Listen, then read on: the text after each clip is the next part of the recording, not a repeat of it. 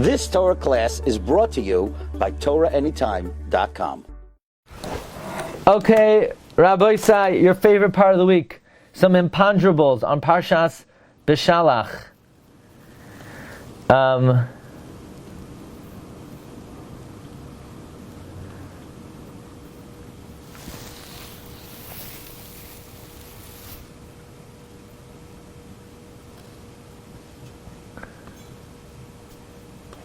Okay, so question number one is like this.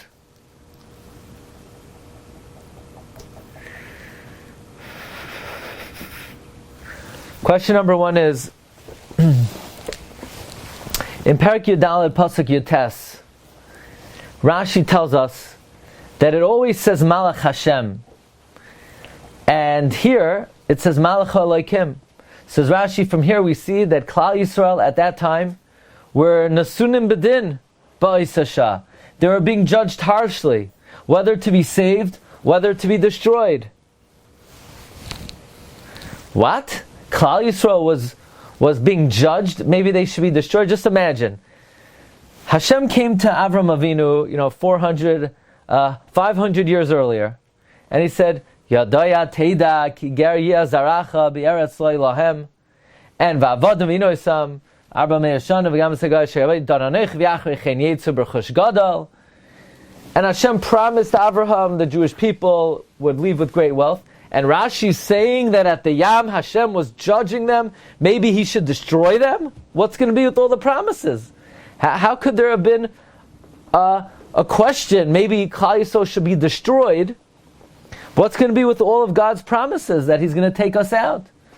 Furthermore, so to that you'll say, well, maybe they really deserve to be destroyed, but that's why Hashem had to take us out. But there was a question, not a question about the outcome, but a question how He's going to bring the outcome. But what's very interesting to me is that this pasuk, from which Rashi derives, that Hashem was judging Klal Yisrael, whether to save us or to destroy us, is in the first of the 72 psukim, the first pasuk of the 3 psukim that have 72 letters. And usually, the 72 letters is Midas Harachamim. Furthermore, the Zohar HaKadosh says that very first pasuk, Rabbi Glatstein, is Keneged Avraham Avinu. And in that pasuk, Rashi is saying Hashem was thinking about whether to save or to destroy Klal Yisrael. Next question. Perek Yudaled pasuk Chaf Aleph. Vayibaku hamoyim. Rashi says, all the water in the world.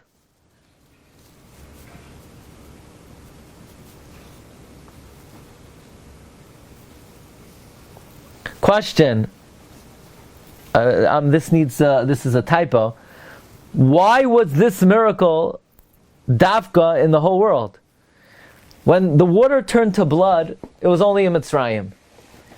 When there were frogs, it was only in Mitzrayim. All the makkahs are only in Mitzrayim.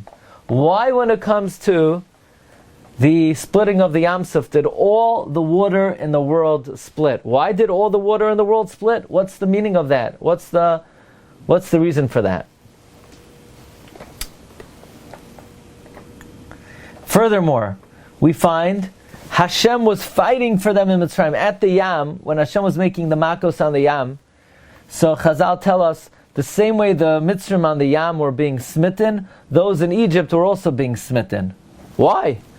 Why was God hitting the Egyptians who were left behind as well?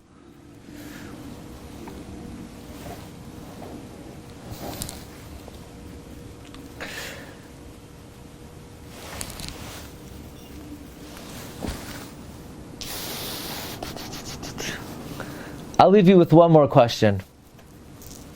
Rashi says on the pasuk Tivla Imayaretz that they were zoicha to kavura because they said Hashem HaTzadik va'ani va'ami harisha'im. So since they said God is righteous, and they said I and my cohorts are wicked, so they were rewarded with burial. Question: Rav Shamshon Me'ach says that this was a very disingenuous admission. They actually even though it sounded like they were admitting to God, but in truth, they were trying to be mavatel the Shem Hashem. Because if you take the words Hashem HaTzadik, it's Ka. Ve'ami harishayim is Vav-K. And in middle of the Yud-K, Vav-K, they stuck in the word Va'ani, and I. They were trying to use the I to interrupt, to interpose between the Yud-K and the Vav-K.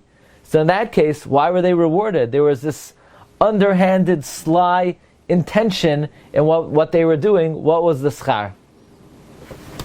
Okay, Rabbi Glatstein, a few questions. I want to share with you something on tefillah, which is also connected to the Parsha.